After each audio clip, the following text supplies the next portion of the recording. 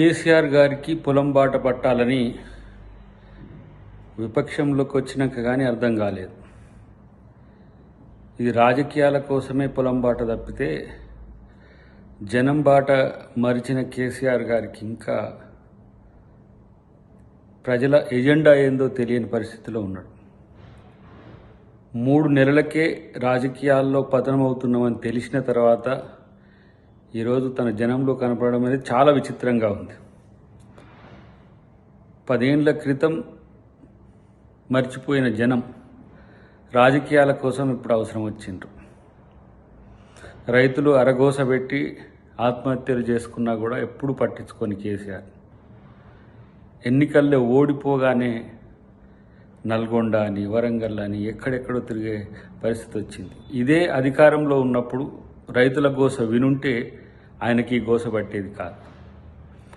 ఇవాళ ఎన్నికల్లో నెగ్గడం కోసం జనంలోకి వస్తున్నాడు తప్పితే, ఎన్నికల్లో అవకాశం కొరకు జనంలోకి వస్తున్నాడు తప్పితే అసెంబ్లీకి కూడా రాని కేసీఆర్ ఇవాళ ఎన్నికల్లో తను నష్టపోతున్నా అని తెలిసిన తర్వాత ఇవాళ జనం గుర్తొచ్చిండ్రా మీకు. నల్గొండ జిల్లా రైతుల నోట్లో మట్టి కొట్టి రైతుల అంశాలే పక్కన పెట్టిన నువ్వు ఇవాళ రైతుల కోసం పొలం బాట అని వస్తుంటే అందరూ నవ్వుపోదురుగాక. ఉనికి కోసం రైతు బాట తప్పితే పొలాల్లో పంటలు నష్టపోతుంటే పండిన పంటలు రోడ్ల మీద ఆరబోసుకొని ఎండబెట్టుకొని మొలకలెత్తినా పట్టించుకొని కేసీఆర్ ఇలా రైతుల కోసం మొసలి కన్నీరు కారవడం చూస్తుంటే మాత్రం చాలా విచిత్రంగా ఉంది. ఇలా రైతు పంట కొనకపోతే ఏ విధంగా రైతు నష్టపోయిండో కనీసం తెలియదు. కాబట్టి ఇలా రైతులు నన్ను నష్టం చేసిందనే ఉద్దేశంతో మళ్ళా ప్రాధేయపడడానికి ఇలా పొలం బాట అని పట్టిన జనం బాట విడిచిన కేసీఆర్ గారిని రైతులు కాదు కదా ఇంకెవరు నమ్మే స్థితిలో లేరు.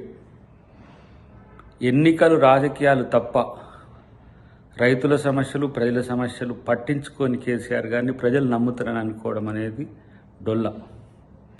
ఇప్పటికైనా ఒక నిర్మాణాత్మకమైన ప్రతిపక్షంగా అధికార పక్షంతో సహకరించే విధంగా ఉండండి. మీరు నీళ్లు ఇవ్వకపోతేనే మీ ప్రాజెక్టులో డొల్లతనమే ఇలా రైతులకి కష్టాలు తీసుకొస్తున్నది. ఇలా అప్పులు తీసుకొచ్చి 1000 కోట్ల అప్పులు తీసుకొచ్చి రైతుల నోట్లో మట్టి కొట్టిన పరిస్థితి. పవర్ పేరు మీద ఉచిత కరెంట్ పేరు మీద ఇలా ఆ పవర్ను అమ్ముకొని ఇలా ఏ విధంగా రైతులకు నష్టం చేసిందో కూడా రేపు భవిష్యత్తులో తెలుస్తుంది. ప్రతి 20 సంవత్సరాలకు సౌత్ ఇండియాలో పర్టికులర్గా 1903 నుంచి మొదలు పెడితే 23, 43, 63, 83, 2003, 2023 ప్రతి 20 సంవత్సరాలకు ఇలాంటి నీటి ఎద్దడి అనేది సౌత్ ఇండియాకు ఒక ఎఫెక్ట్ అంటే ఒక ప్రభావం ఉన్నది. అది ఎల్నినా లానినా ఎఫెక్ట్తో కర్ణాటకలో కనీసం ప్రజలు కన్నీళ్లు మింగుతూ బతుకుతున్న పరిస్థితి ఉన్నది. తెలంగాణలో ఇంకా రైతులకు అలాంటి పరిస్థితి లేదు, ప్రజలకు ఆ పరిస్థితి రాలేదు. అయినా కూడా ఈరోజు గగ్గోలు పెడుతున్న కేసీఆర్ను చూస్తే నవ్విపోదురుగాక. కట్టిన కాళేశ్వరం శనేశ్వరం అయింది, లక్షల కోట్ల రూపాయల ప్రజాధనం దుర్వినియోగమైంది. ఇలా వాటితోనే రాజకీయాలు చేసుకోవడానికి తెలంగాణ అస్తిత్వాన్ని వదిలిపెట్టి ఇలా భారత రాష్ట్ర సమితి అని ఎప్పుడైతే తను రాజకీయాల కోసం తెలంగాణను వదిలేసి వెళ్ళిపోయిండో అప్పుడే ప్రజలు తను పట్టించుకోవడం మర్చిపోయిండ్రు. ఇప్పుడు ఎన్ని రైతుల కోసం మొసలి కన్నీళ్లు కార్చినా ఎవరూ పట్టించుకోరనే అంశాన్ని గుర్తుంచుకుంటే మంచిది.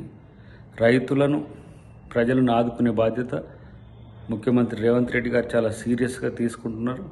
వాటికి సంబంధించిన అంశంలో అధికారులకు సరైన సూచనలు ఇవ్వడం జరిగింది. కాబట్టి మీరేం బాధపడాల్సిన అవసరం లేదని ఇలా టీఆర్ఎస్కు లేదంటే బీఆర్ఎస్కు ఒక హితవు.